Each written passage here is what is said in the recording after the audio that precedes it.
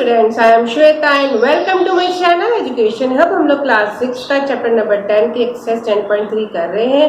जिन्होंने उस एक्सरसाइज की प्रीवियस क्वेश्चंस नहीं देखे हैं, डिस्क्रिप्शन में भी लिंक है और ऊपर एक आई बटन भी आ रहा है, उन प्रीवियस क्वेश्चंस को देख सकते हो।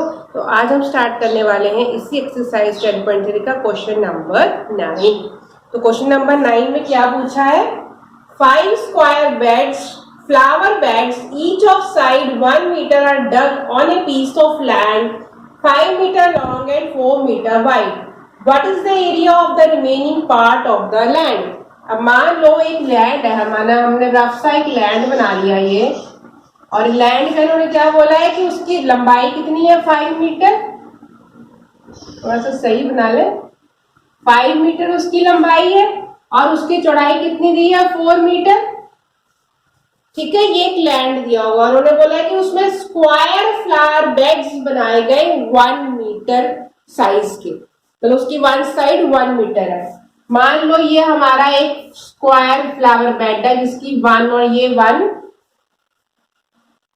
साइड है। अब इन्होंने ये तो लिखा नहीं है कि वो सारे इकट्ठे एक साथ जोड़े थे कि अलग अलग बनाए थे। हम लोग मान लेते हैं हमने ये 5 1 2 3 4 एंड 5, ये 5 इन्होंने फ्लावर बेड्स बनाए इसके अंदर। अब उन्होंने पूछा है कि what is the area of the remaining part, की जो ये पार्ट बच गया, ये वाला जो हिस्सा है, ये जो रिमेनिंग पार्ट बच गया है, ये कितना एरिया बचा। क्लियर? क्वेश्चन समझ में आ गया? तो हमें पता है, हमने प्रीवियस क्वेश्चन में भी किया था, पहले हम लैंड का निकालेंगे एरिया, फिर हम फ्लावर बेड का एरिया निकालेंगे, फिर हम उसको आपस में माइनस करके रिमेनिंग एरिया निकाल लेंगे।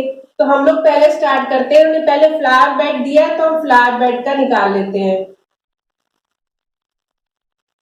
Square flower bed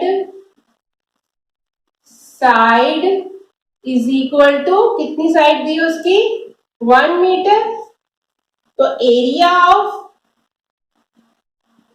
of flower bed is equal to 1 multiplied by 1, that is equal to 1 metre square. Square लगा दिया, चाहे स्क्वायर मीटर लिखो चाहे मीटर स्क्वायर लिखो, एक ही बात है। तो हमने निकाल लिया 1 फ्लावर बेड का एरिया, निकाल लिया 1 मीटर स्क्वायर। अब इन्होंने बोला कि 5 स्क्वायर फ्लावर बेड्स बनाए, तो हम इसको क्या करेंगे? 5 से मल्टीप्लाई कर देंगे। तो area of 5 flower beds is equal to 5 multiply by 1, that is equal to 5 metre square. तो 5 मीटर स्क्वायर निकल आया हमारे इन पांचों के पांचों फ्लावर बेड का एरिया। अब हमें निकालना है लैंड का एरिया। तो लैंड का एरिया निकालने के लिए length of land is equal to 5 metre given है हमको। Breadth of land is equal to 4 metre given है हमको। अब हमने क्या है? लैंड का एरिया निकालना है। तो area of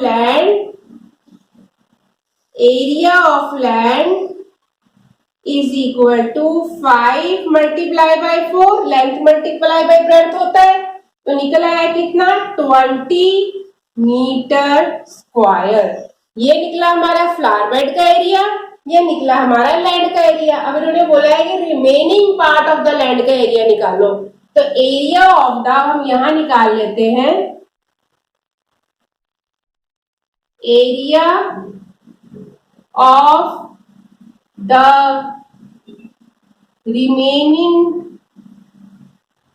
land is equal to area of land minus area of flower bed। तो वो मैं लिख नहीं रही हूँ, डायरेक्ट हम इसको माइनस कर देते हैं। लैंड का एरिया कितना है? 20 माइनस फ्लावर बेड का एरिया कितना है? 5, दोनों को माइनस किया, कितना आया? 15 मीटर स्क्वायर। तो एरिया ऑफ रिमेनिंग लैंड कितना निकल आया? दोनों का एरिया का डिफरेंस निकाल लिया, कितना निकला है? 15 मीटर स्क्वायर। तो इतना एरिया जो है वो बच गया है। तो आई होप आपको ये क्वेश्चन क्लियर हो गया होगा। तो now we go to the next question.